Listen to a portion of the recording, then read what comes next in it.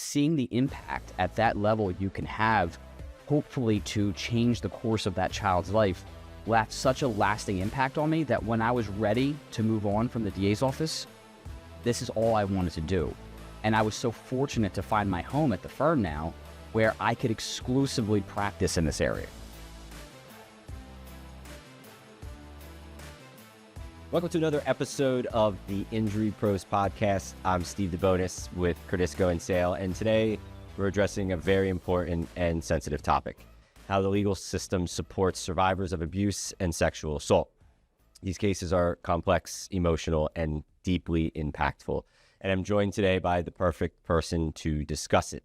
A warm welcome to Guy D'Andrea, a partner at Laffey, Bucci, D'Andrea, Reich, and Ryan, who has focused his entire career on representing sexual assault and abuse survivors and holding others accountable. Guy, thank you for joining us today, and let's jump right into this. So on the outset, a sexual assault happens, I believe the stats that I was pulling and we were talking about was every 68 seconds in the U.S.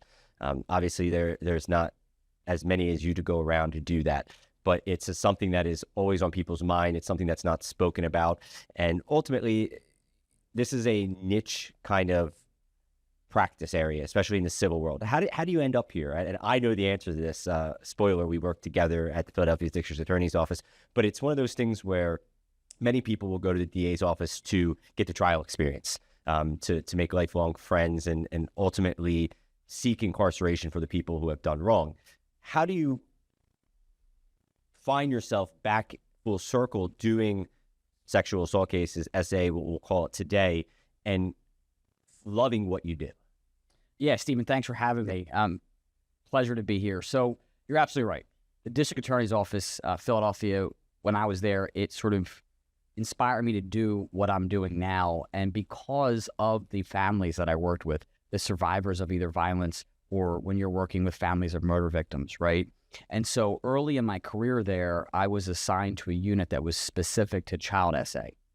And those cases, I mean, they tear your heart out, right? First of all, but you can see the impact, right? You remove an abuser maybe from the home, because oftentimes, as I know you know, it's someone that the family knows. That's often most of the cases, right?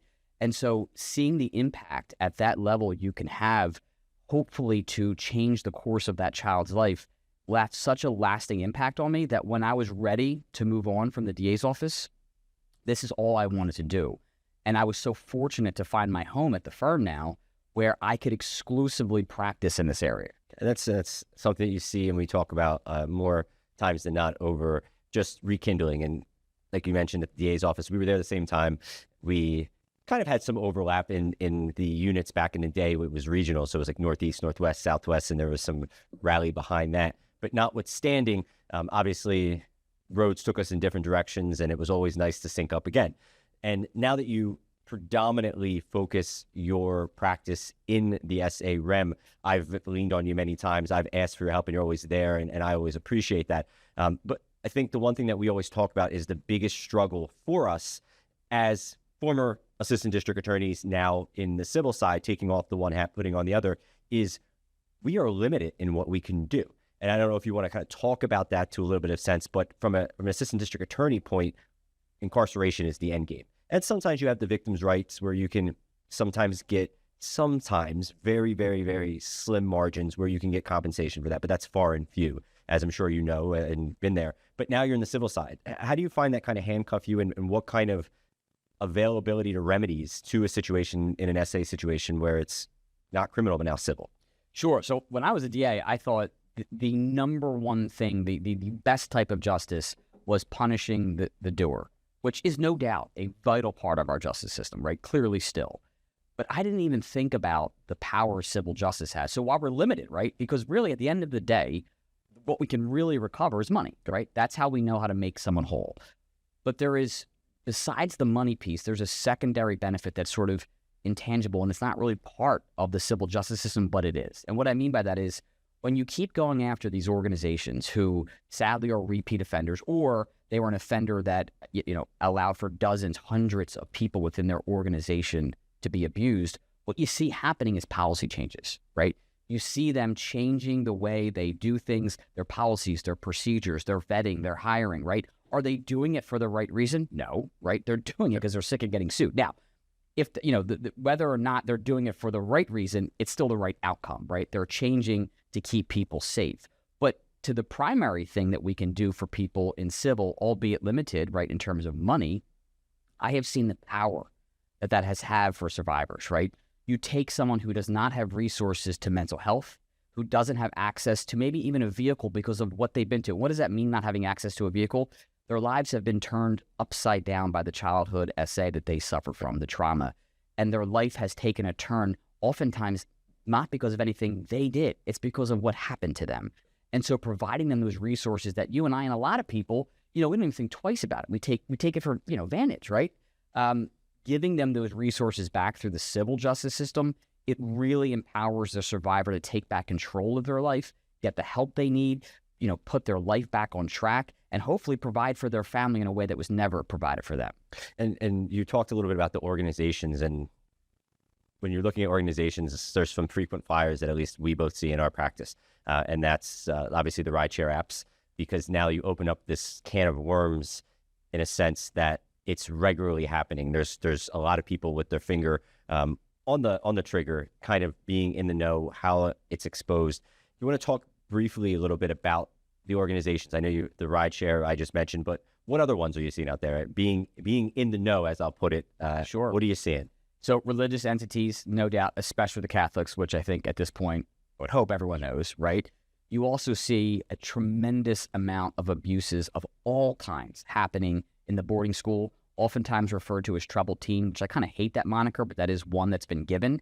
But really, it's a boarding school, right? Sometimes it's for children that are struggling, but you see in these places that oftentimes are so isolated, meaning they are in the middle of the mountains, or they're in the, in an area where it's not heavily populated.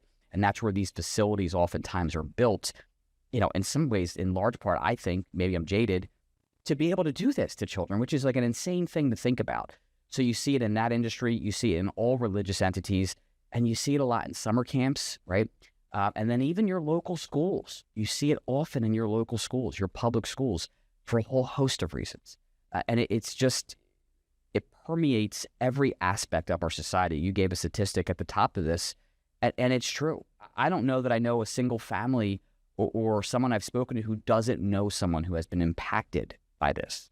And I think the other stat was the 44% are under the age of 18. So that kind of goes back to the troubled youth, as you mentioned, as well as those summer camps, school, especially when we're sending our own children to places we expect them to be safe and nurtured and taken care of, not taken advantage of. But that being said, looking at the boarding school or the troubled youth, a lot of the time, these individuals aren't really talking about what happened until down the road, years. Sometimes it's months, sometimes it's an immediate disclosure. But that being said, there's also that stereotype that troubled youth, are you telling the truth? Are you stretching the lie a little bit? Did this even happen? And I think many times a lot of victims have that victim shaming or that victim guilt in a sense. What ultimately is happening is they're not reporting it because they're like, why was that a troubled youth? Because I was bad and I don't think anybody is going to believe me. How do you kind of get over, starting at the very top with disclosure? Once disclosure happens, what is happening? And especially being able to speak from that. There's not a clock per se. Obviously, we'll talk a little bit about the statute of limitations, how those things are being stretched a little bit now with the new legislative that's been pending for a while. But ultimately, starting with disclosure, is it ever too late? I think one of the myths and one of the things we talked about last episode with family law was, is there abandonment? Is that a thing? But flipping to this with talking about SA, is it ever too late to disclose? It's never too late to disclose. Now, to your point earlier in your statement, there might be a statute of limitations issue, right? Of course, but it's never too late to disclose. The average age of someone to disclose childhood SA is 55 years old. That's the average age, right? So think about that. That's how long people hold on to this for many and all of the reasons you stated, right? So when you're talking about the troubled teen industry, the boarding schools, these children are being sent by parents, some who are good hearts. Many that I have seen, they just have their buyer's remorse because there's a huge adoption rate where they just ship the kid off. And they're told up front, your kid's going to come to you. Literally, I've seen this in all the litigation. The organizers of the entities will tell the parents upon drop-off, Your child at some point is going to report physical abuse. So, SA, they're going to report isolation, solitary confinement, right? They're actually telling the parent up front the types of abuses that are occurring, but they're couching it in, when you hear this, we've seen it a million times, obviously that's not happening here, right? So when the child, if they do report, the parent's already primed to be like, you're lying, right? You're lying. But then, like you said, so many of these children, because I've now hundreds of children, I've represented hundreds in the boarding school cases, they will say, I really thought I was a bad person. I didn't think anyone believed me. I thought I deserved this, right? I thought this was somehow punishment for me being a bad kid. And what red flags are you seeing as that's going on? Aside from once that, obviously, perhaps the culmination of all of that and the climaxal point is disclosure. What are some signs before that maybe parents listening or other attorneys that are in this field that ultimately practice this, what should they be looking for? Is there, I mean, obviously one of the things that come to mind to me is there's the outburst of aggression. And if they were having behavior problems, that has been aggravated and upticked dramatically because they don't really know how to deal with these feelings of what they're doing. Are there any other ones that you could think that are kind of, all right, well, maybe we should look at this a little closer? Mm-hmm. So change of behavior generally, right? So, I've talked to parents where they sent their kid because of aggression. Then they go meet their kid and it's like a broken person. They're quiet, they're downtrodden, their heads, they won't make eye contact with you. Now, some parents think, oh, it's working, right? But when you see such a dramatic change in behavior, that's a potential red flag. Regressive behavior, right? What I mean by that is you take a child who's maybe, early teens or even, 9, 10, 11, who should not be wetting the bed. All of a sudden they're doing things like wetting the bed. That's regressive behavior, right? You see that. When you see a child who won't answer a question directly or whose visceral reaction to touch, and I mean innocuous touch, right? A hug or a pat on the shoulder, all of a sudden you see them do this like petrified sort of like frozen stance. Those type of things are red flags that you can look at. Now, does that mean they're being abused? No, not necessarily, of course, but you should be looking out for this. Absolutely looking out for this. And going through the boarding schools, I know you mentioned some of the things involve SA, but is there anything else that stands out? I know off screen we talked a little bit about bullying, and most people don't associate SA with bullying, but just generally speaking, when you're up against these bigger organizations or these camps, bullying also kind of falls in a line with sometimes it's not just kids being kids. Yeah, so we see it usually escalates, to your point, right? And oftentimes it escalates. I have a case right now at a public school in Pennsylvania where the bullying was nonstop. It was constantly reported. School, of course, did nothing. I say of course because that's what we see often. And then it escalates. These children watched a show on Netflix where one of the scenes was the children using a hockey stick to SA another child, right? And that's what they did. These are eighth grade students. Eighth grade students mimicking that behavior, but they get emboldened because the bullying gets reported and then the school hears it as, these are boys being boys. This is what happened to me. I was made fun of as a kid, right? You got to have tough skin. You want to be a hockey player, you got to have thick skin. You want to be a football player, have thick skin. But when nothing gets done about it, this is what happens, right? Or at least can happen, the escalation. And then what's the next step? Sadly, we see one of the number one causes of death among youth is suicide, right? And so when you have something like that, this is for the well-being of all of our children. And it's not kids being kids, right? The access to social media and videos and things they see, they'll mimic that behavior that, when you and I were growing up, not to make us too old, but when we were growing up, we didn't really have that, right? And so bullying was a little bit different. Yeah, you might get called a name here or there, but the level and intensity of it is just, from at least what I have seen, so much different than anything I've ever personally experienced. And you can sense in your voice, obviously the sincerity and the authenticity, but also frustration. So what are the biggest challenges in holding institutions accountable for these? And when I say institutions, I'm talking from school all the way down to just even a single civilian. And we'll talk a little bit about how those range. But what is the biggest thing besides getting them into court? Are they hiding behind other people? Is there a struggle? Is it death? Is it time passing? What do you kind of see as kind of a repeat offender? Yeah, so the struggles, depending on what state you're in, but I'll focus on PA, right? So if it's a public school, because oftentimes you see a lot of bullying, hazing that sadly leads to suicide or other types of abuse in the public schools. One of the huge struggles is, sovereign immunity or qualified immunity. And so Pennsylvania. Sounds like a fancy word. So if shed some light for those people that are listening that may not know what that is. Sure. So a public school is a governmental entity, right? It's a government. And so if you want to sue the government, oftentimes you can't because they're immune. There are exceptions. PA has passed, the Torts Claims Exception Act, and they've added one to that, which is SA, right? But if it's just, I hate to say just, but if it's just a straight up bullying, which is torture to a child, you're oftentimes in federal court. That's where you're stuck. And those cases are really challenging because everyone's heard of like beyond a reasonable doubt. Well, if you're in federal court against a governmental entity like a public school, the standard's called deliberate indifference. Really challenging. I mean, it's just below beyond a reasonable doubt, right? But the sad thing is if you have you have SA involved in the bullying as well, now you can be in state court with a straight up negligence claim, which is much easier to hold someone accountable. So that's one struggle, right? But to your other struggles, the difficult thing is a lot of these organizations will, hide behind, well, we didn't know anything, or no one ever reported this to us. Now, meanwhile, you get into discovery, which is, what we sort of live and breathe in when we're in litigation. That's the evidence, right? When you get into the evidence, you find out that either they did actually know, right? Or they didn't know because they chose not to. They buried their head. They turned a blind eye. They walked by constantly as they see child X alone with professor or teacher Y behind a closed door in a time that they shouldn't have been in that position, right? And they just don't say or do anything. They watch the teacher take the child out of the school, get into the car and drive off. And they say, well, we just thought the parents approved that. But you didn't ask a single question, right? And so you see this oftentimes like, let me just turn a blind eye. Let me bury my head in the sand. Meanwhile, this child may very well being abused, and we're doing nothing about it because we know later down the line we could take this defense of, well, we didn't know. How's that work out? Not well. Not well for them.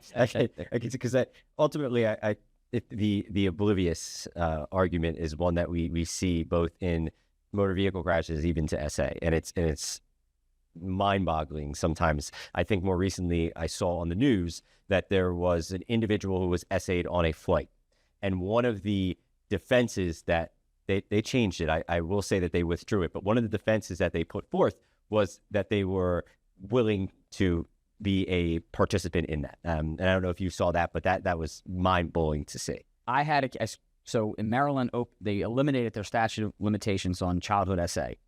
And mine was one of the 3 cases that actually went all the way up to the Maryland Supreme Court to decide whether that revocation of the statute was constitutional. Anyway, at the trial level, not to bore you with details, but at the trial level, one of the defenses that was argued in this motion of constitutionality, which I don't even know why it was at that stage, but it was assumption of the risk.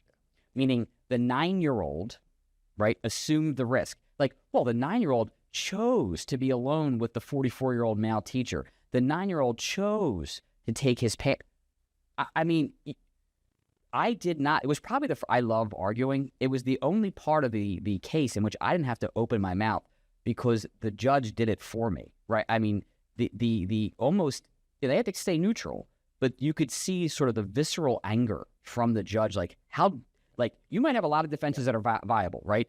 This isn't one of those defenses when you're talking about a child, right? No child assumes the risk of SA, period, end of story. And talking about a little bit about the SOL and ultimately the statute of limitation, we're using these acronyms, basically the time limit that you're able to bring a claim against one of these organizations or persons individually.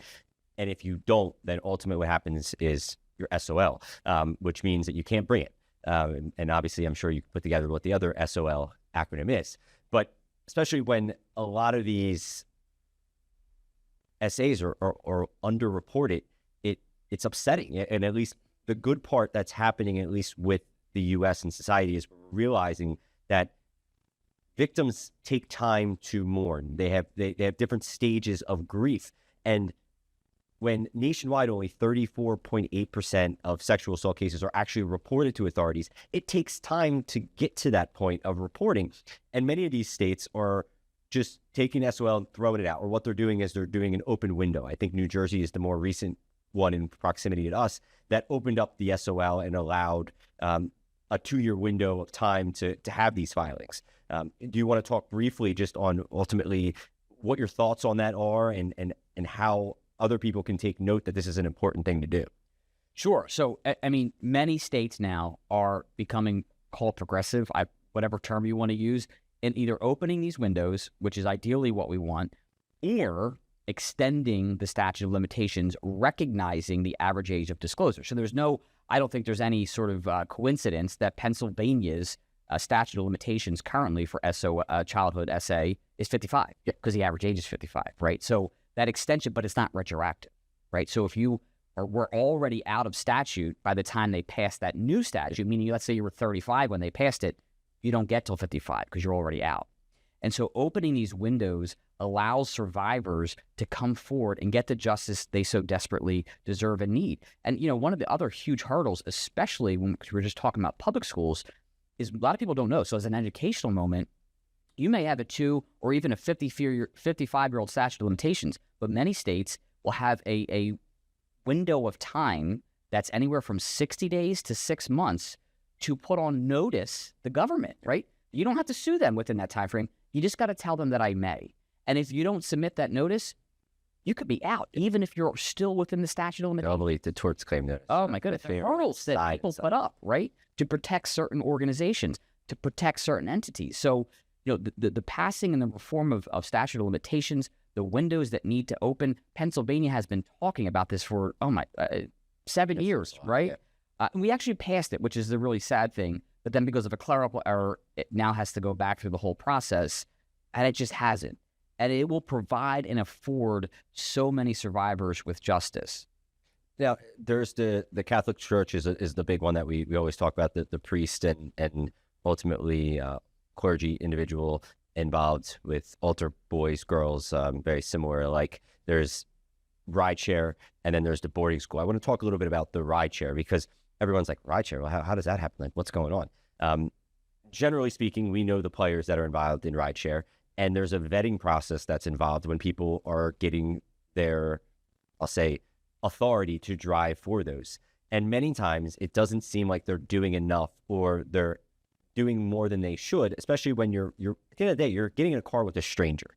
And we've all seen the horrific stories that not even SA, but outright just homicide, where an individual thinks they're getting in the Rideshare app with a particular person and they're not. And you saw the development of colors, where they have the color now. I know on one of my ride-sharing apps, you ultimately pick up a color and you have to match the color, or there's a code. I would love to say that these companies that are making millions and sometimes billions of dollars, billions, are they, in your opinion, trying to cut corners? They just don't, is it laziness? Like, how do we get to the point where we feel safe enough that we can get in the car with somebody and not have to worry if SA is going to happen or something to endanger or make us feel uncomfortable?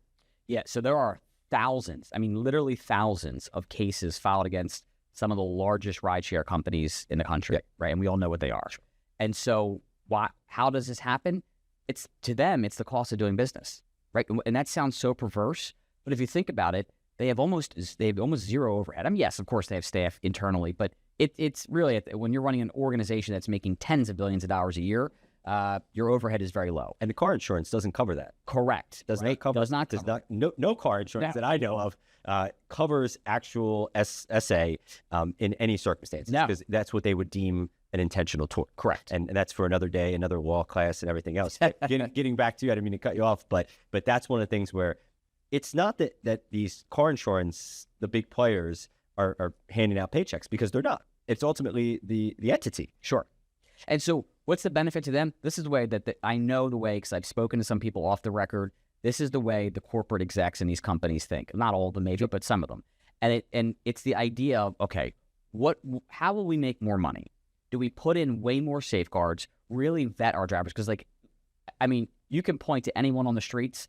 They could be a rideshare. It reminds me of the Mets commercial back in the day, where the Mets were so bad and they put up these signs that say, like, "Are you breathing? Sure, come try.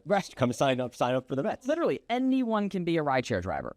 And so, do we put these safeguards in place, which will eliminate a lot of that, or do we just pay out on lawsuits? What is more cost effective in terms of putting more money in the corporate entity's pocket? It's the lawsuits. Just pay them out. Yeah, people will get SA'd, people will get shot and killed. We'll pay, but we'll keep moving on, making our billions. It will just take more and more, and that's what's so sad. It will take huge numbers, but that's why this fight is so worth it. finally get them to change their policies, finally get them to do the right thing. And then just some things that just stereotypes in the sense of like, you don't need to have a criminal case in order to move forward with a civil case. And I think sometimes that's distorted. In a perfect world, if the criminal case and the perpetrator or the alleged perpetrator or the organization is found guilty of some criminal statute that involves SA or even similar to that, then it makes the civil case that much stronger. But talk to me a little bit about how like these don't need to coexist. They in a perfect world they do, but if they don't, and I think some people think, well, if the police weren't called, if he's not behind bars, I don't have a civil case. Sure. A lot of people think that, and it's just not true. I have represented so many survivors who, for a whole host of reasons, do not want to go through the criminal process, not the least of which is I am not sitting in a room with the person who SA'd me staring at me down for hours upon hours, right? Because you don't often have that, if rarely do you have that on the civil side. So there's that aspect. And there's also a huge distrust, even though we were both part of the district attorney's office, and I see it getting worse and worse every year, where people don't believe, why am I going to go through this process of being brutalized, re-traumatized, when the outcome is either going to be some nonsense BS plea deal from some, wildly prosecutor who no longer cares about crime and punishment, which we see even in Pennsylvania. What's the point, right? What's the point? Why would I go through that? I wouldn't want to go through that. I see what some of these prosecutors do. But so the civil side, it's a different standard than criminal, right? It's preponderance, which is not even, just over 50% is all you need to prove. I don't say all, it's still difficult, but it's different than beyond a reasonable doubt. And a lot of survivors are like, well, through the civil process, yeah, okay, we can remove the perpetrator, but if it's the entity that's putting into place tens, dozens, thousands, think of the rideshare, thousands of abusers, well, stopping one at a time is going to be a nightmare. Let's cut it off at its head, right? Fix it at its head. Get the organization to change so that they can do it, not immediately, but they are the ones who can fix it on a much larger scale, a lot quicker than individual criminal cases one at a time. And so a lot of survivors have that thought process as well. And so you definitely do not need a criminal case, and you may not want to. But to your point, sometimes it's really important to have a criminal case because, look, a conviction obviously helps a civil case, no doubt about it, but you don't need one. You don't need one. And the boarding school, I think one of the big things is saying, like, take them out one at a time. Notwithstanding, if you're going after boarding schools and you've been successful at doing this, you can ultimately bankrupt them. And you eliminate the perpetrator altogether because you don't let that remote area where this SA occurs on the regular again and again to exist. It is forbidden to exist because they don't have the funds to do it. So looking at the civil side of it, yeah, sometimes it's only money compensation, but at a certain point in time, if you keep delivering it's like a David versus Goliath kind of theme. If you continue with these jabs on these big organizations, they're going to feel them at some point. They don't have endless money. They welcome the many times complaints to be filed because many people don't even get to that point because they get aggravated, they don't want to do it. But these little jabs become deeper and deeper. That song, what is it? Sheryl Crow, first cut is the deepest. You go deeper and deeper each time with each complaint that's filed. Somebody's going to have to take recognition of this. The CEO, any of the marketing individuals are going to say, well, we're getting pretty beat up here. We need to do something about it. And in your minds, is there anything that you've ever suggested in a sense of what more can be done? And obviously, it's kind of a double-edged sword because there's always more that can be done. Sure. And at what point in time are you going to be satisfied? I think Hamilton, you're never going to be satisfied. And at what point are you satisfied with the safeguards in place? Or is it always going to be, you make millions of dollars each year, there's always more you can do? There's always more you can do, right? And so going after them one complaint at a time, not only can it bankrupt the individuals running the organization, to your point, the other things that wind up happening, and it can happen with one complaint if it's a serious of enough case. I mean, they're all serious, right? But one that actually may have some damage to an insurance carrier, right? The insurance companies, the one thing they hate, and I think every American can agree with this, is giving out a single dollar, although that is literally their job because people are paying for premiums, right? In any event, we could spend 5 hours talking about insurance companies. But what happens is you file these lawsuits and the carrier, right? They hate paying, the victim. But what they do behind the scenes is now the insured, which is the school, the boarding school, right? When they're up for renewal, it's the carrier putting in safeguards. Like, are you doing these checks? Are you doing that check? And if you're not, your premiums, either you're not getting a policy, which you can't operate with that one in most states, or your premiums are going to be through the roof, right? And so you see carriers actually who are losing money, forcing either these organizations out of business because they can't get insured, or their premiums are through the roof, which then forces them to change their policies, which is a good thing, right? You also see licensing entities, right? You tell the government enough if they're licensing schools, even if it's not a governmental school. Many states, even if you're private, you still have to be licensed, right? And if you can sort of constantly report to the licensing entities, right, which doesn't even necessarily require a lawsuit at times, they could have their license revoked or the credentialing they need to actually operate as whether it's a residential treatment facility, whether it's a respite, whether it's a boarding school, whether it's a school. And so all these different avenues, it's that fight where you can always do more. It's not just a lawsuit. It's talking to the licensing entities. It's making sure the carrier understands that their vetting process to give this insurance policy that allows them to operate, needs to be so much more robust. And so, and just keep doing these things to either push these organizations to their complete closure or get it to the place in which, of course, bad people are going to find their way into certain organizations, but get it to the point where it's not systemic and systematic, right? And going back to the organizations in a sense of the boarding schools as well as the Catholic Church as well, do you find that there is usually one reason? Is it putting the head in the sand? What enables these individuals the most, in your opinion? Yeah, so in the boarding school cases that I've seen, especially the remote ones, and especially depending on their hiring practices, what happens sometimes is they start to view these are children, sometimes as young as 7 years old, as bad, right? As not worthy, as almost less than human. And when you get that mentality, and it's sick, but there's all sorts of studies going all the way back, right? Even out of our country with a whole host of horrific things that happen around the world, not even involving SA. But once you start to look at another person, not as a person, right? You dehumanize them, it's really easy to cause them harm. And it's really easy to treat them as your whims will have you treat them. And then what you'll see is abusers, right? It's crazy, but they attract other abusers. If you're in a remote area and you're getting away with years of committing sexual SA against a child, you all of a sudden sort of like, you find a network of people who want to do this as well. And it's like perverse to everyday people who are normal and healthy individuals. But there is this underbelly that is large enough to be a systemic problem in this country and many others. There's an up-and-coming mass tort. It looks like it might ultimately hit the mass tort with the Roblox or the Minecraft, whichever one it is. And it's birds of similar feather. It's those SA perpetrators, and it's those grown adults seeking out basically the low-hanging fruit. And the reality is that parents aren't thinking that they're going to talk to the individuals on there and kind of change this a little bit. Like, what can parents do? Like, I have a 3-month-old now, and I told her she's not going to date, not like she can understand me at 3 months old, but I told her she's not dating until she's 25. Like, there's going to be a vetting process. There's going to be an application. Like, at a certain point in time, you want your kids to be kids, but you also want to protect them. And aside from being reactive, I've always wanted to be proactive. What would you suggest? Someone who's seeing this all the time, are some things that the simplest things parents can do? I know on TikTok there's this song that this teacher teaches about private parts, and they're touching the private parts, obviously clothed, and they're talking in a song that if you touch me in my private parts, I'm going to tell my teacher, I'm going to tell my mom, I'm going to tell my dad. What other things would you recommend to someone who's listening? Like, well, you guys have just talked about horrific things. There's got to be a light at the end of the tunnel besides the complaints. And how do we prevent this from even getting to this point? Yeah. Look, and some parents may think this is harsh or think I'm being mean or think that this is an impossibility.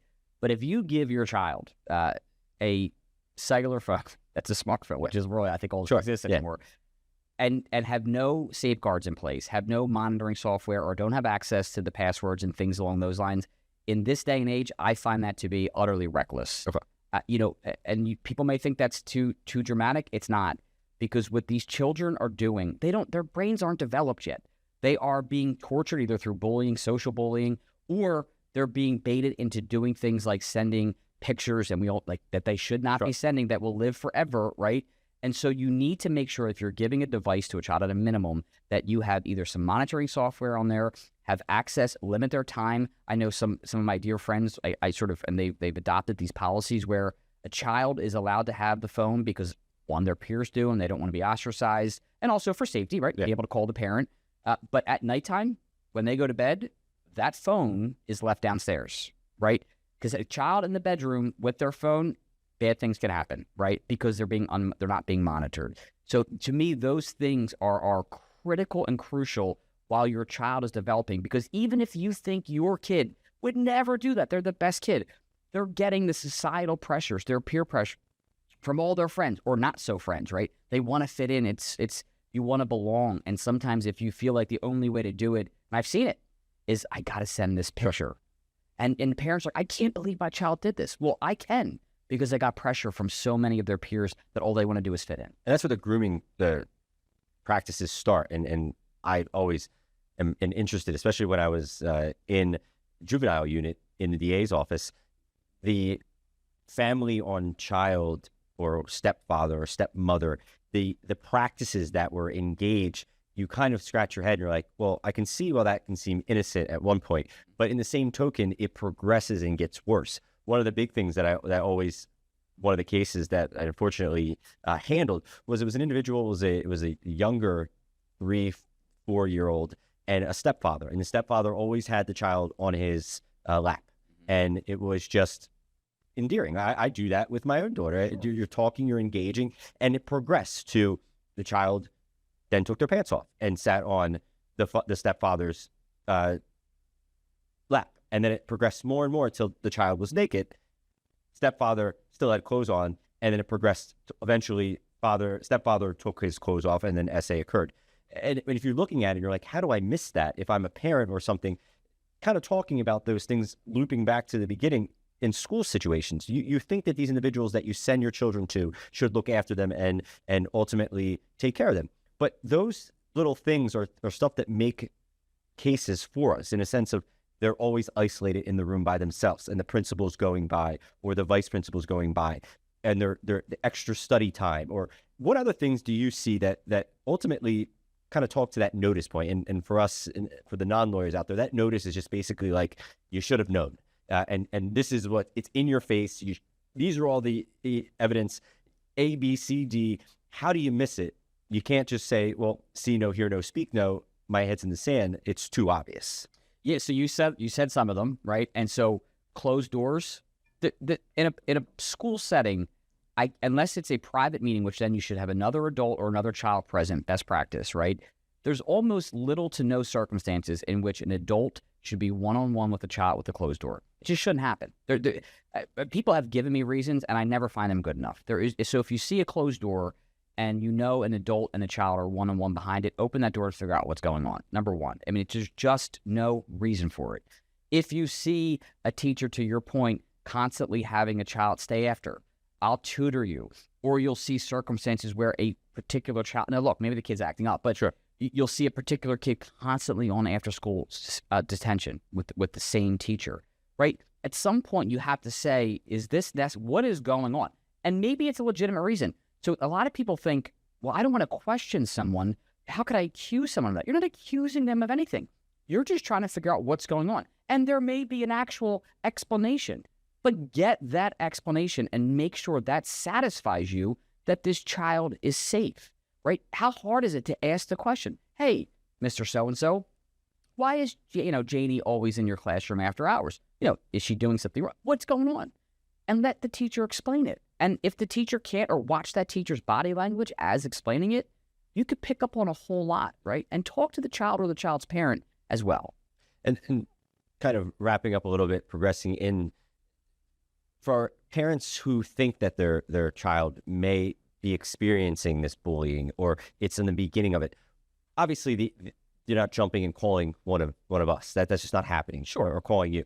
But what is, in schools, is there a safeguard in place? I always think for that there's a resource teacher, or there's a guidance counselor that helps those. What resources are available to survivors and or individuals who aren't really sure if they are being groomed, or if they're on the cusp of being assaulted? And obviously, nobody knows that's going to happen, especially when they're at such a young age and they're still developing. Sure. So if a parent actually thinks their child, let's even take SA or other Sure. forms of abuse is happening, Of course, most parents want to question the child. I would caution for the most part against that. It's no knock on parents, but they're not investigators, right? And they especially don't know how to ask questions as it relates to those topics. Pediatricians are fantastic in most circumstances for that. So I recommend taking the child to a pediatrician. In terms of what can a kid do if they're feeling it, there's the guidance counselors, obviously the parents if they want to report, but there's also apps, right? So for bullying and hazing, there's an app called Bullying Buddy. Okay. Highly recommend. What's that about? I've never heard of that. Yeah, it's fantastic. And so you can, for the child, if they download it or even they can report in real time that it's happening, and it notifies the school administrators, it can notify the parents, it can even notify the authorities based upon, I believe the authorities, based upon the severity, right? But it's almost real, like they're not safe, Sure. right? And, the app is now being sort of circulated around the country, and ideally schools will adopt it as a system-wide app so that all the students would have it, and then it really has full adoption so that the administrators immediately can get notifications. So, and there's other apps out there. So look for those apps, look for the red signs. And I know this is going to sound like I contradicted myself, but talk to your child. I'm not saying were you abused. Yeah. Make sure your kid is expressing what's going on, right? Don't take school is fine as an answer, right? Look, a parent might say that's easier said than done, but you have to talk to your kid. You have to talk to your kid. And then just in closing, if there's an individual out there listening or somebody that is a survivor, what would you tell them if they're considering pursuing a legal claim? Sure. So first and foremost, consultations are absolutely, worth it, because at the end of the day, the survivor, if they're talking to the right attorney, it is always in control. Meaning after the conversation, even if the lawyer says you have a great case or absolutely you can bring a lawsuit, and if you say, but no, I'm actually not ready, you can do that. But aside from you being in control as a survivor, make sure that whoever you choose to hire is not dabbling in this space, right? You said at the top of the hour, this is a niche area, a special area in the law. People think this is the hot area of law and I can make a quick buck. If they don't specialize and dedicate and devote their time to these cases, and I don't want to say these cases alone, but as the majority of their practice, if not the entirety of their practice, most times they don't know what they're doing. How do you flag that? Right. Because sometimes you see the dabblers where you see the billboards, we settled X and XYZ, or you see a few settlements on their website. How do you basically separate the believers from the make-believers? Sure. Look at the person's pedigree, look at their background, see what they did, see what they have done, see what their bio says. Now, look, people put, I guess, one, their bios, but look into the person, vet the person before you do it. Look at news articles. Look if they've done podcasts or videos, right? These all things exist. What are they actually doing? What are they talking about? Have they given presentations? If so, what are they on? What organizations do they belong to? And then ultimately, if you choose to call that person, ask. The lawyer, I know we get a bad rap. The lawyer has to be honest. I mean, I know people are like, yeah, right. But no, I mean, ask them, what were your last 10 cases? What were your last 20 cases, right? What does your active caseload look like in terms of a breakdown of types of cases? If someone asked me, I'd say it's 100%, because it's true, 100% abuse or bullying, hazing, and that whole spectrum of crime victim.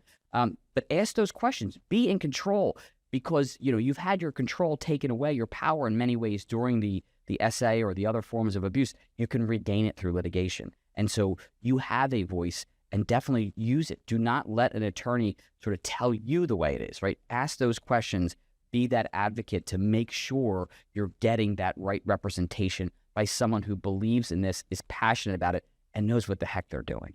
So if somebody wanted to take you up on that, because as I said earlier, I don't know a better person to discuss this, who's lived it, who breathes it, and ultimately can talk the talk and walk the walk. How would they get in contact with you? I mean, obviously we mentioned the firm earlier, but is there an easier way? What if they only wanted just to talk to you about what they were going on? I know as working in this field, we have intake paralegal and stuff, but like someone's like, I just want to talk to you. I want to be in your ear. And I know you're one of the most accessible people that I deal with. I mean, we will fire text back and forth and you always get back to me. How does someone do that? Yeah. So I probably won't put my cell phone on the podcast.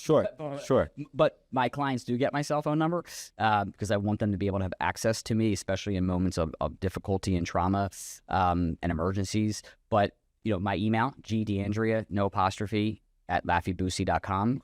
It's also on the webpage. If you go to the webpage, you could also call the office and ask to speak to me directly. And I am accessible. There are people who only want to speak to me. But then on the other end, there's people who are like, I may want that to be my attorney, but I also only in the beginning want to speak to a woman. For example, we get that, right? Totally fine. And your staff, I know your staff's one of the staffs, one of the few that has the training to do the trauma. And there's not many people who can say that. And that's an exclusive thing that even creme de la creme on the top. And every one of our crime victim attorneys are all former prosecutors. So they understand both systems inside and out, and they've walked it, both systems, right?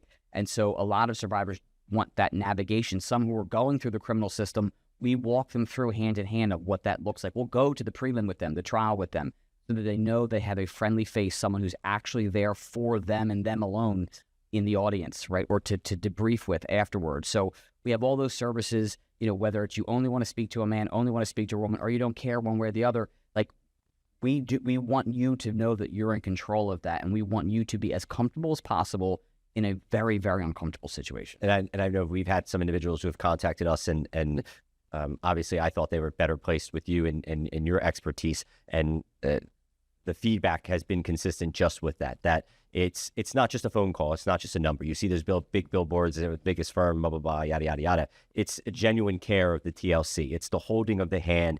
It's authentic. It's not faked. It's not, you're bothering me. You understand it because you've lived it and you've practiced for so long doing that. So it's a very graceful process that there's healing involved during that process too. Just by telling the story to your team, there is some closure that is beginning to occur. But thank you so much for coming today and sharing your insights and your commitment to helping survivors find justice and healing. And to our listeners, thank you for joining us for this very important conversation. If you found today's discussion helpful, please subscribe on your favorite podcast platform to hear more episodes like this. For additional resources and information, visit us at theinjurypros.com. Until next time, take care of yourself, and thank you for listening.